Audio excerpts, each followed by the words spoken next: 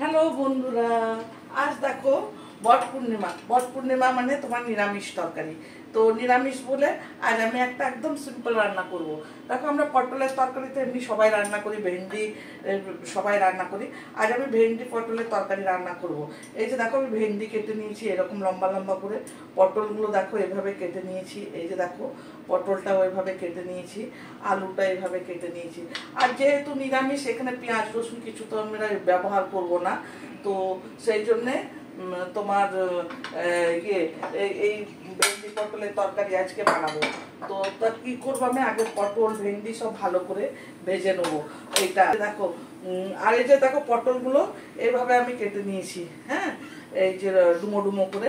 আর আলুটা ঠিক আমি ওইভাবেই কেটে নিয়েছি। এই যে দেখো আলুগুলো ওইভাবেই কেটে নিয়েছি। এখানে খালি আমি মশলা বলতে কি ইউজ করব, আদা ধনে জিরে আদা পেস্তা খালি একটু আমি ইউজ করব, আর একটু টমেটো ইউজ করবো। এখানে ধনে পাতা থাকবে না, কিচ্ছু থাকবে না। নিরামিষ, আমাদের নিরামিষ তরকারি যেমন হয় সেরকম পেঁয়াজ রসুন কিচ্ছু থাকবে না। তো চলো সবার আগে আমি কি করব, পটল আর ভেন্ডি ভেজে নেবো। তো পটলটা ভাজার জন্য আমি না খুব কম তেল দেবো। কেন বলো তো, পটলটাতে যদি বেশি তেল দিই সে তেলটা যদি বেঁচে যায় তো তেলটা কালো হয়ে যাবে, পরে তরকারিটা আবার কালো হয়ে যাবে। তো তার জন্য কম তেলে পটলটা আর ভেন্ডিটা ভেজে নেবো, তারপরে তরকারিটা রান্না করার সময় আমি তেল দেবো। তো আমি সবার আগে এই যে এর মধ্যে তেল দিয়ে দিচ্ছি, অল্প তেল দিলাম। আর আমরা মনে করি যে পটল ভাজতে অনেক বেশি তেল লাগে, পটল ভাজতে কিন্তু খুব একটা বেশি তেল লাগে না। দেখো আমি এক টেবিল স্পুনের মতো আমি তেল দিলাম। দেখো ওর মধ্যে আমার ঢেকে ঢেকে আমি পটলটা ভেজে নেবো।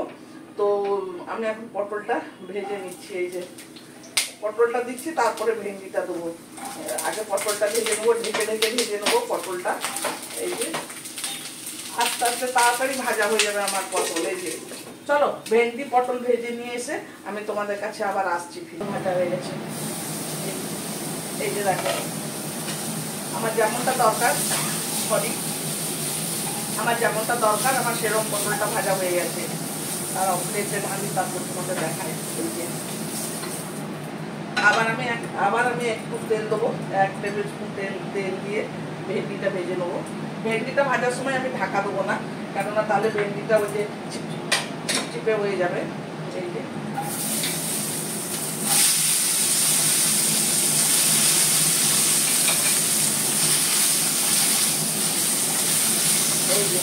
দেখো, যদি তোমরা গরম মশলা ভালোবাসো তাহলে গরম মশলা দেবে। আর তোমার আরেকটা জিনিস, এটার মধ্যে ঘি দিলে খুব ভালো লাগে, গরম মশলা তো ঘি নয়তো বাটার ঘি ইউজ করতে পারো, সেটা তো ভালো হবে, খেতে টেস্ট হবে। এটাও দেখো আমার অল্প তেলেই ভাজা হয়ে যাবে।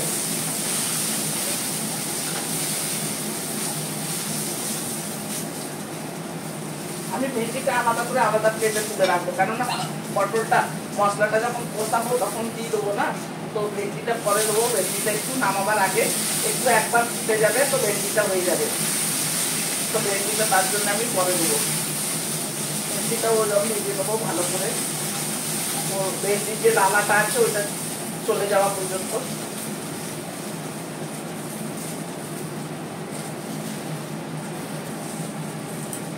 ভেন্ডিটা দেখো আমার ওইরকম সুন্দরভাবে ভাজা হয়ে গেছে।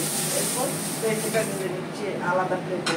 এরপর তেল দেবো। আমি এখানে গরম মশলা ইউজ করবো না, আমি একটুখানি লাস্টে বাটার দেবো, তাই। আর অল্প তেলেই হয়ে যাবে রান্না। এইটা টেস্টি হবে খুব।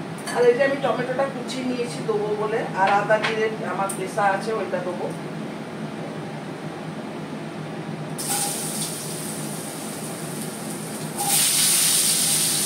একটু নুন দিয়ে দেবো এখন আলুটা ভাজার সময়, তাহলে কি হবে, গন্ধটা ভালো হবে। এটা নিরামিষ তরকারি না। এই তো একটু নুন দিয়ে দিচ্ছি।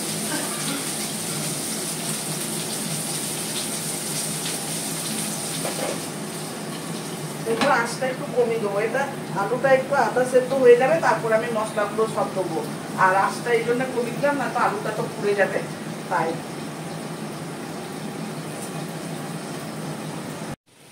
এই যে দেখো আমার আলুটা ভাজা হয়ে গেছে। তো আমি এখানে আদা জিরের পেস্ট দিয়ে দিয়েছি।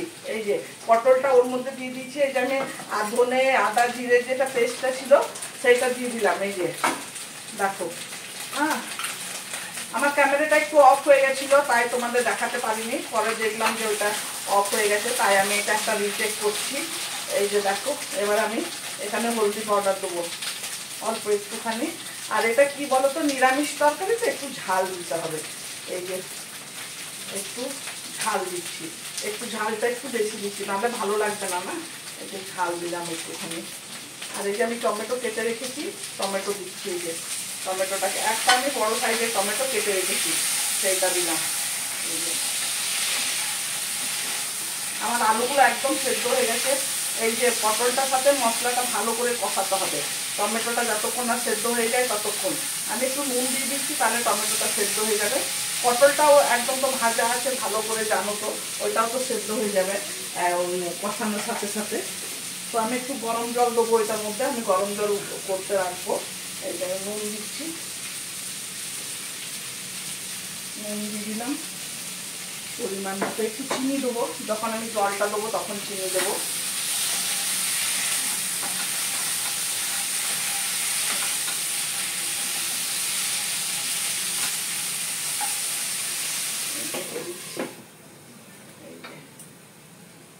কম করে দিচ্ছি গ্যাসটা। এবার আমি একটু গরম জল রাখবো বাটিতে করে।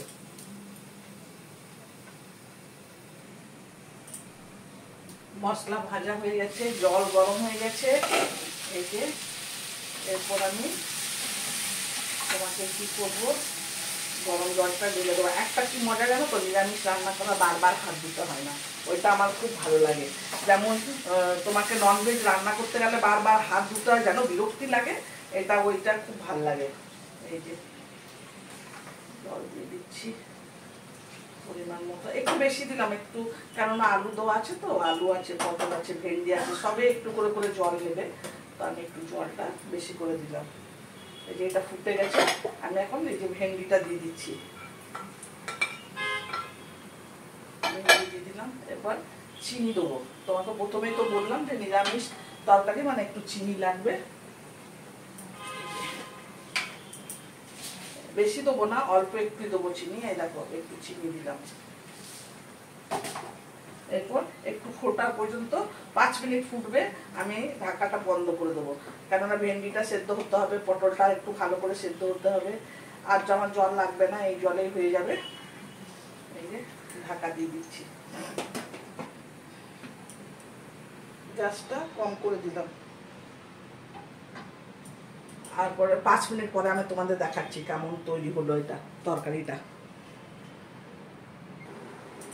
দেখো তরকারি একদম হয়ে গেছে।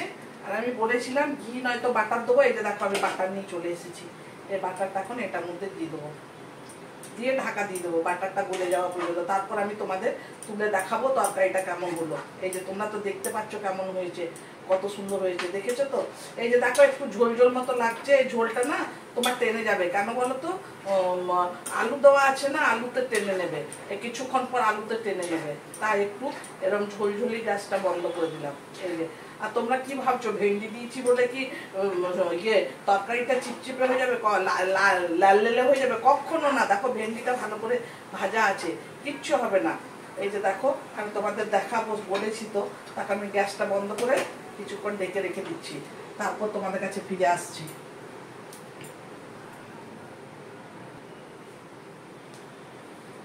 চলো আমি তো প্লেটে নিয়েছি, তোমাদের এখন দেখায় কেমন হয়েছে। এই যে দেখো, দেখো কেমন হয়েছে দেখতে।